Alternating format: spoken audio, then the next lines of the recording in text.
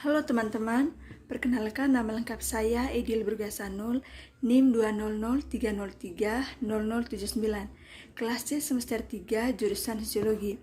Baik, di video kali ini saya akan menjelaskan materi review buku ke-6 mata kuliah Perubahan Sosial Budaya tentang media sosial dan otomatis produksi memori klasifikasi, peringkat dan menyortir masa lalu.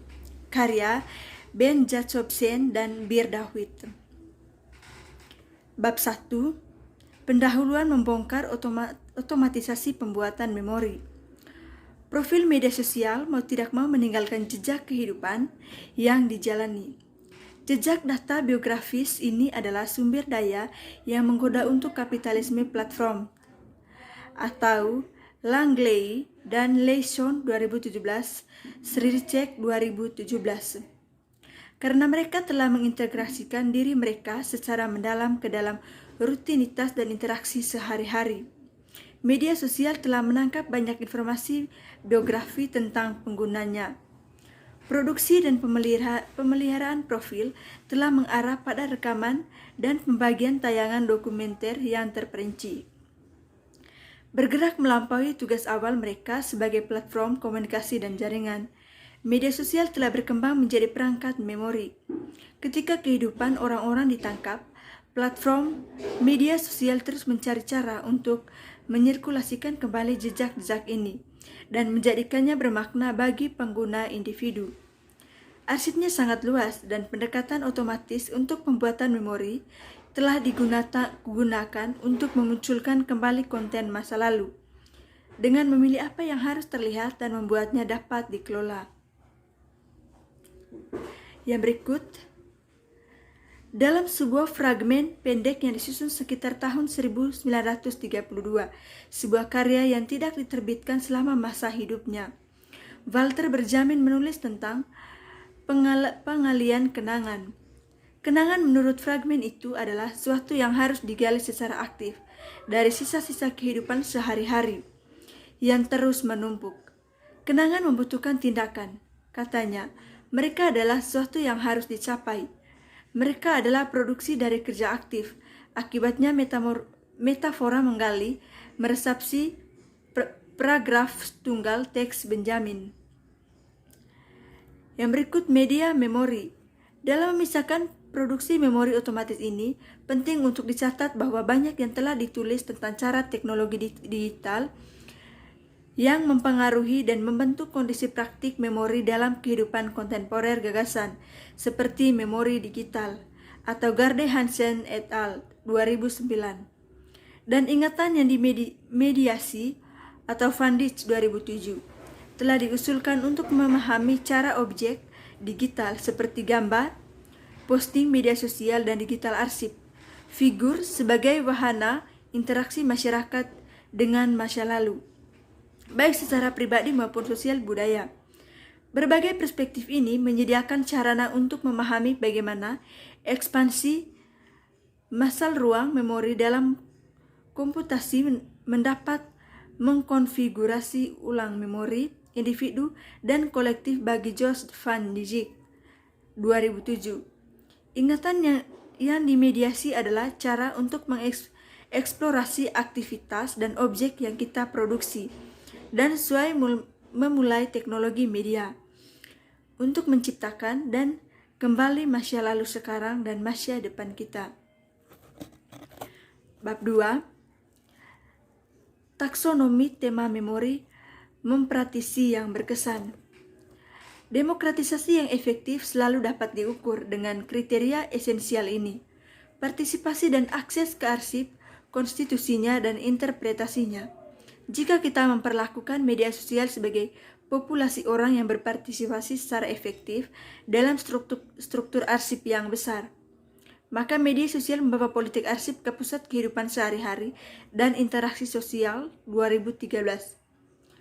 Maksud Derrida adalah bahwa struktur aktif arsip memungkinkan penggunaannya dan apa yang kemudian dapat dikatakan dengan atau diambil darinya.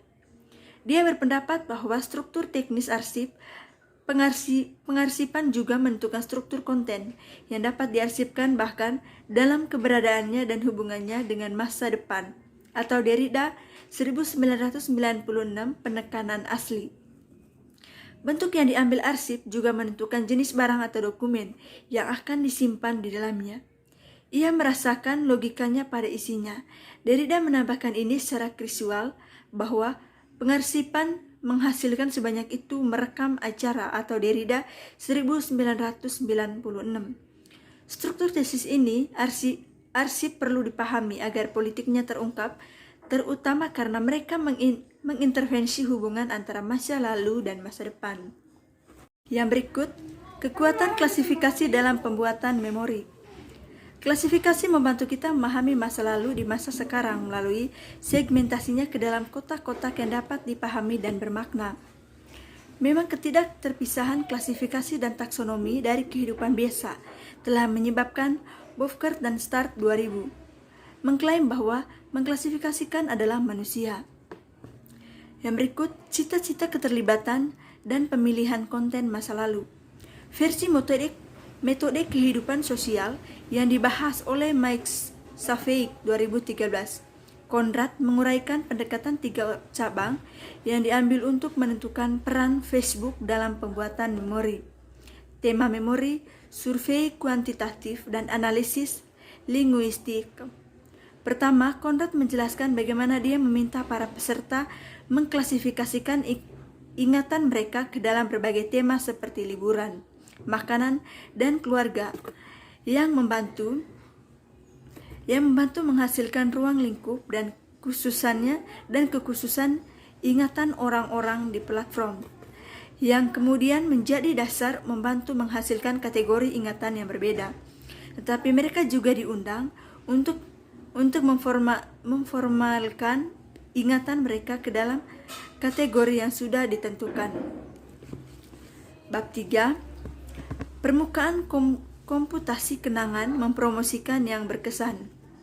Sebelum pengembangannya, klasifikasi memori yang dihasilkan oleh studi penelitian Facebook dimasukkan ke dalam desain fitur kemunduran Facebook saat ini. Ini secara efektif merupakan momen di mana formalisasi masalah komputasi terjadi dan di mana ada upaya untuk menjadikan yang tidak dapat ditentukan dan bergantung menjadi sesuatu yang dapat dihitung.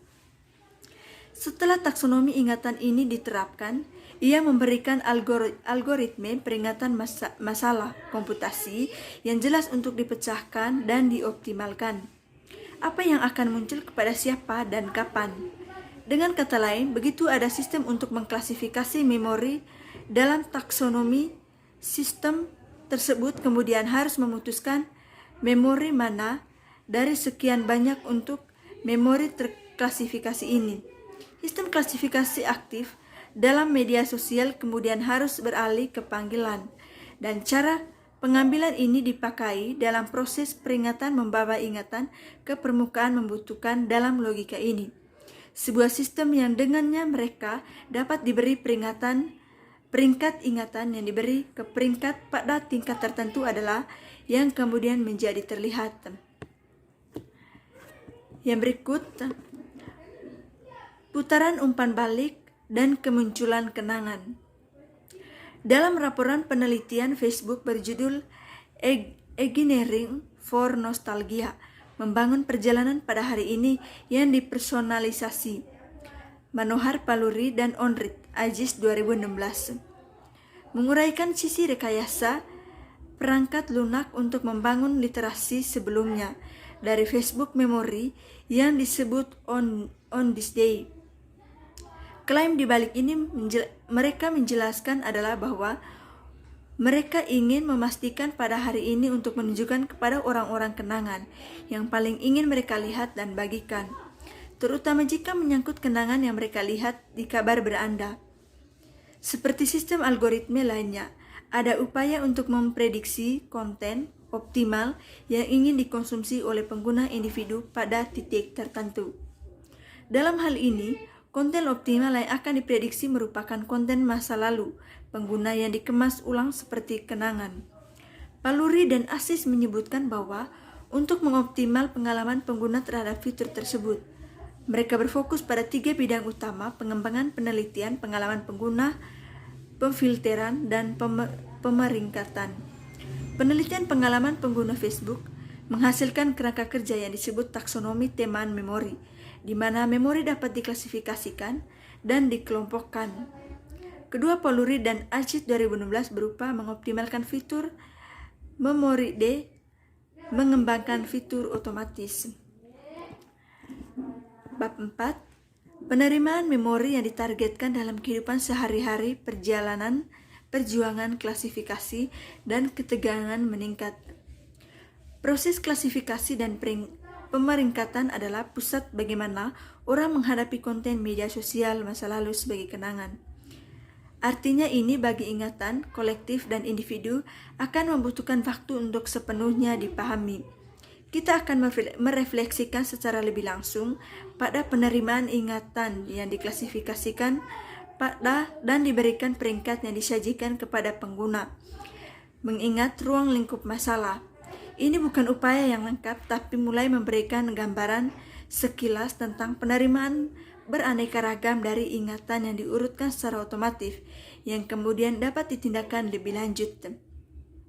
Ini akan menunjukkan jenis arah yang mungkin diambil oleh pembuatan memori dalam konteks media sosial dan perangkat seluler. Mempartisipasi dan mempromosikan kenangan melalui proses klasifikasi dan peringkat mengasumsikan bahwa kategori memori yang dihasilkan adalah tetap dan berbeda. Namun seperti yang akan kami tunjukkan, proses klasifikasi dan peringkat tidak selalu berarti bahwa ingatan cocok yang akan kami tunjukkan dengan rapi ke dalam kisi-kisi tetap taksonomi Facebook. Reaksi juga tidak sepenuhnya sesuai dengan yang dibayangkan dalam cita-cita retoris penyedia media sosial dan pembuat kode. Yang berikut bab 5. Kesimpulan menyoritir masa lalu. Melalui kombinasi klasifikasi dan peringkat, produksi dan pengiriman otomatis dari apa yang disebut kenangan, berarti bahwa pengguna media sosial tidak perlu meninggal. Mereka tidak menggali seperti yang diserahkan Walter Benjamin. Tetapi, pengalian itu dilakukan atas nama mereka. Benjamin mencatat bahwa ingatan selalu merupakan cara untuk memediasi masa pengalaman masa lalu. Ini tidak berubah sistem otomatis media sosial.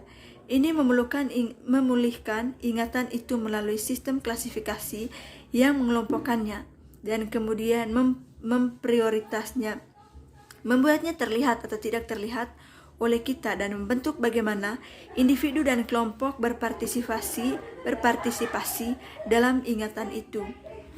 Janji otomatisasi adalah untuk menyandikan sosial sehingga dapat diturunkan ke mesin untuk melihat konsekuensinya terhadap memori dan ingatan. Kami menyarankan bahwa ada kebutuhan untuk lebih memahami proses klasifikasi dan prioritas yang mendasarinya. Buku ini berusaha membuat intervensi khusus ke dalam produksi memori secara otomatis. Konsep memori sepertinya tidak akan tersentuh oleh perkembangan ini karena telah berusaha untuk mengedepankan ketegangan yang telah diciptakan oleh proses redefinisi melalui fitur-fitur seperti memori Facebook. Baik, sekian dan terima kasih.